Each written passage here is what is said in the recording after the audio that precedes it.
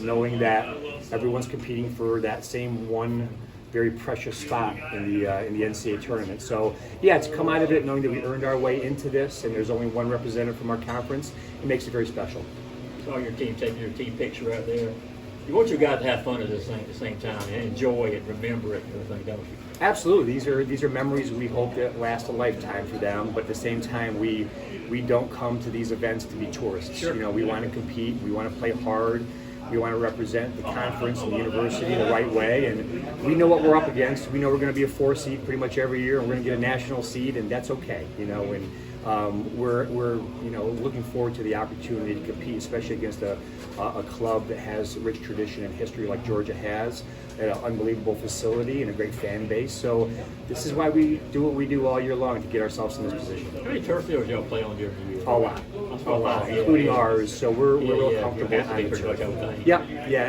It once was a luxury. Now it's more like a necessity. Exactly. Yeah. And it's funny. It's not just for the northern schools. It's like that way here in the South as well. Big time. Now you see it in the South all the time, and I just think it's becoming less maintenance, and rain isn't an issue, and it's not tarp on, tarp off, and the way the turf has come along with technology, it plays really, really close to like natural surface. I can tell this one plays today. A little bit of time you're out with it. It's playing fast today because of the rain, it's wet. Yeah. So, but our guys said it kind of playing like ours when ours gets wet pretty fast. So we're used to that surface, and if it's dry tomorrow, it may slow it down a little bit. I know it's pretty much brand new, so I was anxious to see how it played. And I don't know if we got a great read on it today because of the weather, but we'll get a chance tomorrow to get a feel for it in pregame and stuff. Well, Coach Johnson announced he's going to start late in the Leighton started gave his Army last year. A little bit. Yeah, it's much of a chance to do some scouting on Leighton. Kind of what the challenge you'll present. Yeah, I mean we've started. It's busy for us. We didn't get back till Monday morning from Maine. Yeah. The selection show was Monday, and as soon as that ended, we had to kick in gear for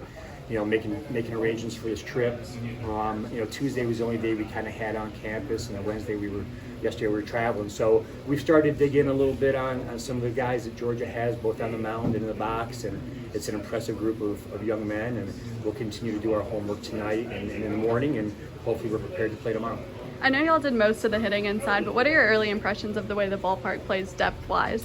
Yeah, I don't know. There was a little bit of thick air today, I think, because of humidity, so the ball kind of hung up the air a little bit. But I know because the Oklahoma State bus driver told our bus driver that balls were hitting their buses, so they had to move them. So it must be the ball was jumping pretty good for them. I don't know if the air got a little thicker while we were taking BP or not, but we had a few go out that don't normally go out from certain guys. So. It must play a little bit smaller because the dimensions are fine, but I don't know if the dimensions are like wink wink or if they're truly what they are. So, but it's the same for both teams, and so the park is the park, and you just do what you have to do to play the game. Park typically plays very, very small. When the humidity kicks in, and balls will fly everywhere, especially down the right field line. You got some lefty hitters will pop. They're going to rise.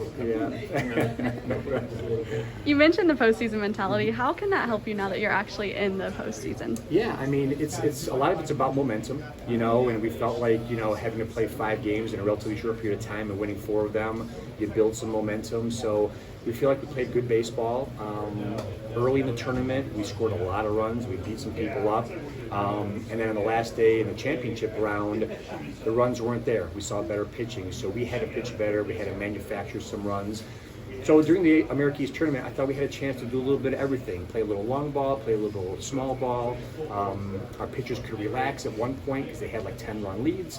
And then when it was time to win a ball game in the 11th inning, our pitchers had to really buckle down and make sure they didn't give anything up. So I thought it prepared us really well for maybe, what we have ahead of us here this weekend. And I guess we'll find out tomorrow at 12:06. Yeah, I know you mentioned you're starting the freshman right-hander. What are you expecting out of him?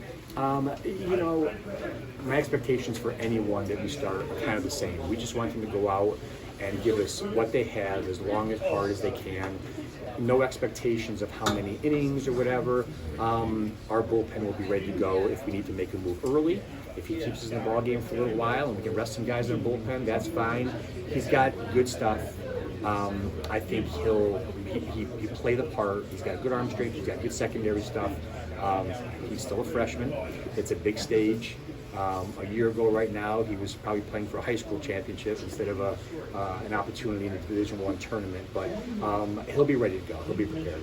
Thank you. You're welcome.